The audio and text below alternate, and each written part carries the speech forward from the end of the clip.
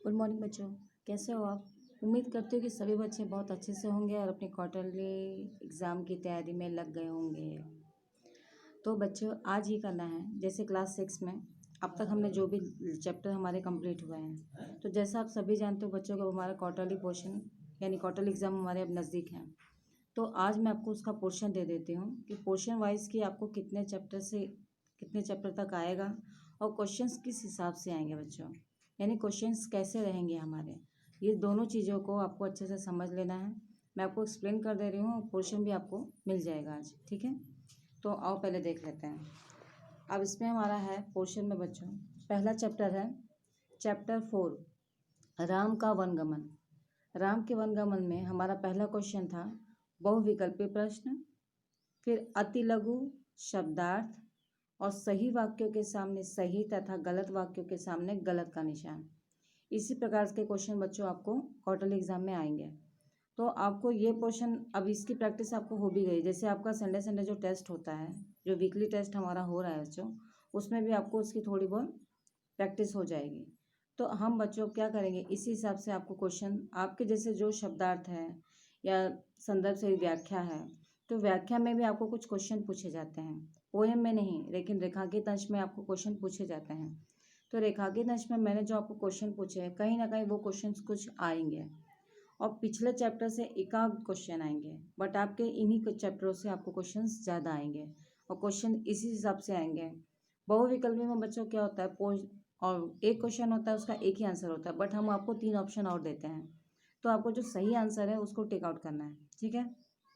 अति लघु में यानी कि एक वाक्य में ही आपको उत्तर उसमें लिखा होगा, बस आपको उस पर टिक करना होता है। शब्दार्थ में जैसे मैं पूछती हूँ कि इसका क्या तात्पर्य है, इसका क्या अर्थ है, तो ये जब बातें आती हैं तो आपको ये समझ लेना है कि ये आपके शब्दार्थ हैं।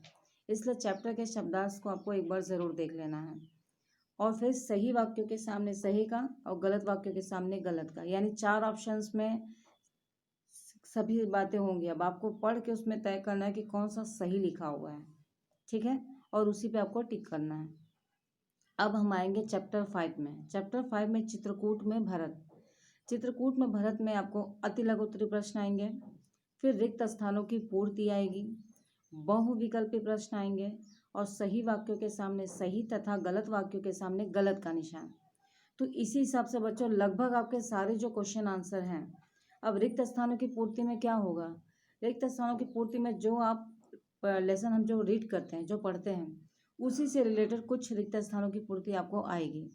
तो अगर चैप्टर आपको अच्छे से रिवीजन होगा, अच्छे से रीड होगा, तो आप उस चैप्टर को कम्प्लीटली अच्छे से कर लोगे। अब इसके बाद हम आएंगे चैप्टर 6 यानी कि दंडक वन में 10 वर्ष। अब इसमें भी आपको अति लघु उत्तरीय प्रश्न आएंगे।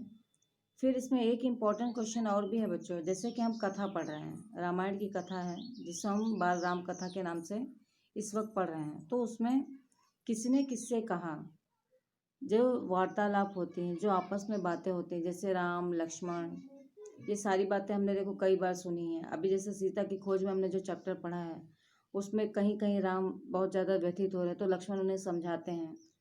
तो जो किसी ने किससे कहा, ये क्वेश्चन आपको मैंने पहले भी पूछे हैं बच्चों, तो आपको उसी को समझ के और उसी के हिसाब से उसको आपको करना है।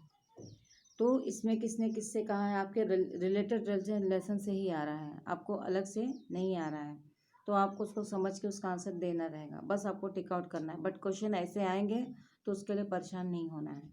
बहुविकल्पी में जैसे मैंने आपको बताया हुआ है कि 4 ऑप्शंस आते हैं, आंसर तो एक ही होगा, लेकिन 4 ऑप्शन में से आपको एक को सही सेलेक्ट करना होगा। फिर आते हैं हम चैप्टर 7 सोने का हिरण। अब सोने के हिरण में बच्चों शब्दार्थ है, रिक्त स्थानों की पूर्ति है, अति लघु उत्तरीय प्रश्न है और बहुविकल्पी प्रश्न है। ये 4 ऑप्शन वाइज ही प्रश्न लगभग आपको हर एक चैप्टर से आएंगे।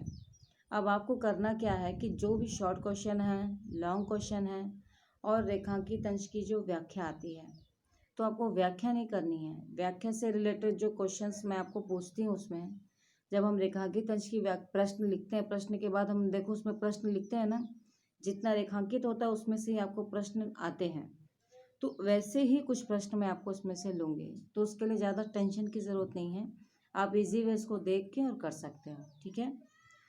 अब इसके बाद आते हैं बच्चों चैप्टर 8 में, सीता की खोज, जो हमारा लास्ट लेसन हमने कंप्लीट किया है। अब इसमें भी आपको रिक्त स्थानों की पूर्ति है, अति लघु उत्तरीय प्रश्न है और बहुविकल्पी प्रश्न है। ये तीनों प्रकार के क्वेश्चन आंसर आपको बच्चों आएंगे और आने के हिसाब से हमें इसी हिसाब से इसको करना भी है, ठीक है। तो बच्चों हमारा पोर्शन वाइज लगभग मैंने आपको कंप्लीट करवा दिया है। क्वेश्चंस कैसे आएंगे उसको ध्यान से करना है, क्वेश्चंस के ऑप्शंस को ध्यान से देखना है, क्योंकि देखने के बाद ही आप उसको सही से कर सकोगे। दूसरी बात बच्चों की, क्वेश्चन आंसर्स में अगर आपसे कहीं जब गलत हो जाता है तो दोबारा आप उसको, जब सबमिट हो जाता है पेपर, तो दोबारा उसको क्लिक नहीं करना है, ठीक है। इसलिए सावधानी से देख देख के क्वेश्चंस के आंसर को आपको देना है। ठीक इसी प्रकार से जैसे आप वीकली टेस्ट में करते हो, वीकली टेस्ट में काफ़ी बच्चों के ऑप्शंस आते हैं कि मैम मेरा ये गलत हो गया, मेरे इतने मार्क्स गए। उसके लिए अपसेट नहीं होना है, ठीक है। जो कर दिया है तो अब उसको छोड़ दो अब, लेकिन नेक्स्ट टाइम के पेपर के लिए हमें प्रिपेयर रहना है। तो जैसे अब हमारा क्वार्टरली पोर्शन भी आपके पास आ चुका है, इसमें रीडिंग आपको अच्छे से रेगुलरली करनी है, क्वेश्चन आंसर देख लेने हैं। अब तक के लेके जितने चैप्टर्स मैंने आपको भी यहाँ बताए हैं, हमने चैप्टर 4 से लेके 8 तक के लगभग 5 लेसन हमारे हैं बच्चों। तो इसमें से आपको ये देख लेना है कि आपके सारे चैप्टर कंप्लीट हैं या नहीं। अगर कंप्लीट नहीं है तो मुझे बताइए, मैं आपको उससे सेंड कर दूँगी, ठीक है। बट वो मुझे बताना है और प्रॉपरली सबको लिख लेना है। और जब तक आपका राइटिंग वर्क नहीं होगा आप उसे कैसे करोगे। तो क्वार्टरली एग्ज़ाम के रिगार्डिंग आपको सारे पोर्शन आपके पास कंप्लीट होने चाहिए। वो होने के साथ ही बच्चों आप इसके क्वेश्चन आंसर को आसानी से पढ़ भी पाओगे और कर भी पाओगे। मोस्टली बच्चों तो कर रहे हैं, लेकिन कुछ बच्चों के जिनकी पेंडिंग आ रहे हैं, जो नहीं कर पाए थे, अब स्टार्ट कर रहे हैं, तो उनके लिए भी है कि आप मुझे प्रॉपरली भेजिए, ठीक है। आप बताइए जिस चैप्टर का भी जो भी छूटा होगा तो आपका वो कंप्लीट हो जाएगा, ओके। तो अच्छे से तैयारी कीजिए, क्वार्टर एग्ज़ाम नज़दीक है बच्चों, टाइम टेबल आपको अपने समय पे मिल जाएगा। आपको उससे अच्छे से रीड करते रहना है, ठीक है। एग्ज़ाम की तैयारी कीजिए। एग्ज़ाम के लिए ऑल द बेस्ट।